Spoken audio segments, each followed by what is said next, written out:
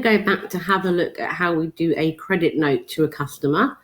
I'm going to have a look at two different versions. One if we're doing for the full amount that we'd invoiced for, and one if we're doing it for a partial amount. So I'm going to have a look again at the report we were looking at before to see what invoices that we've sent to our customers that are still owed to us.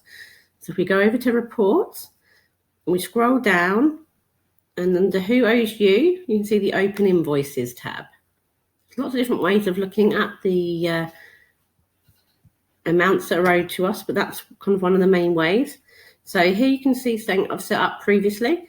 So I've got Browns Limited, who invoiced on the 30th of June for £1,500, and Smiths Limited, who invoiced on the 1st of July for £300. Okay, so first we're going to look at Smiths, and we're going to do a credit note for the full value of this. So if we go up to the plus sign and we go across and down, we've got the credit note. So I'm going to put Smiths in here. And I'm going to say that we're doing the credit note today, which is the 15th of July. Automatically default the next invoice/credit note number. Okay. And this one was just to the product or service sales. And it was for an event on the 15th of June. And that was for £250 plus VAT. I'm just going to put that in there now. Okay, so you're getting that's the same as the £300. And if I click save and close, what you'll see on the report that we go back to, that's automatically disappeared back off. So it's automatically A, put the credit notes on there, and B, that credit note has allocated itself to the invoice that we had outstanding for them and cancelled each other off, which is good. So obviously you can email that out at the same time by doing save and send like we did with the invoices. Now for Browns Limited, I'm just going to do a partial invoice. So if we, partial credit note, so we go to the plus and we go back to the credit note option. I'm going to put Browns in here. Again, I'm going to keep the credit note date as today. And here I'd set up a product when I did the invoice, which was for shirts. Okay, and originally there was 100 shirts sold. So I'm going to do a credit note for 25 of those. And that's £12.50 plus VAT. So that's done a credit note for £375. Now this time if I click save and close,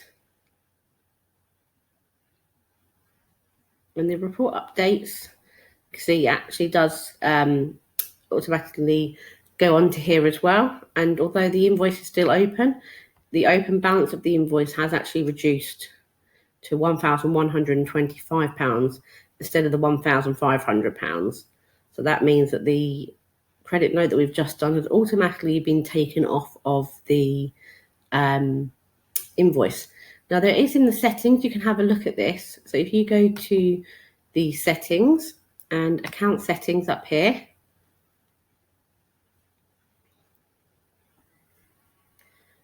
when it loads up, there's different options here. And if you click onto the sales tab,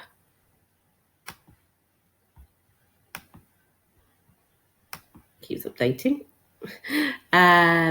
where you've got all the different options. We've had a look at some of these before.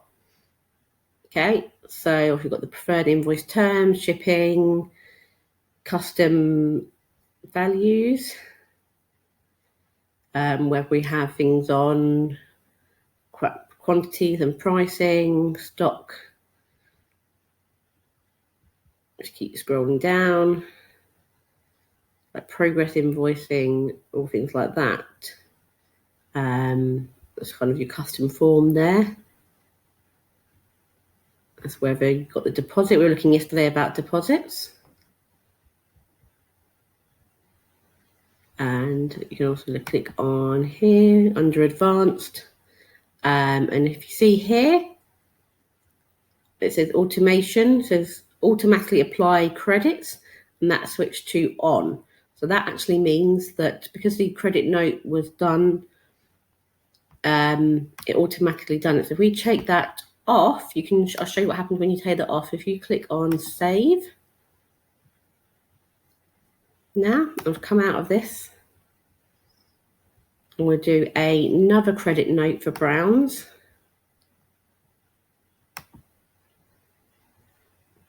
Let me just go back into them.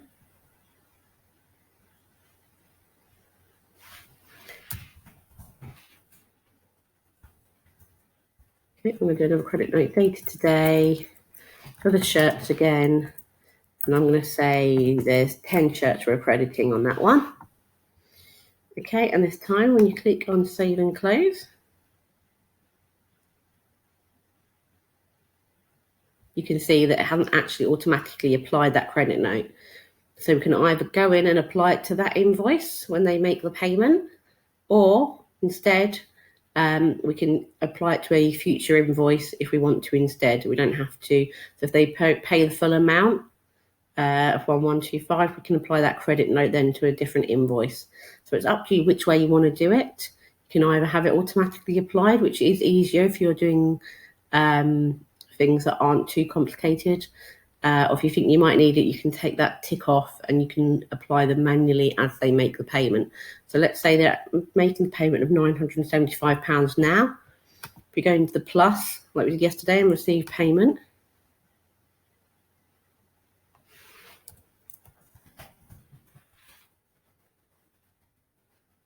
I'm just going to put a different date in, just say it's later this week. It's on the 19th of July. They've decided to make the payment, making a straight bank payment into the bank account, which I haven't got set up on this one. Let me just set that up. This is the one that we were doing at the beginning. Let's just put that in there, and that is going to be a current account. Save and close. Okay, so we've got, so they paid £975.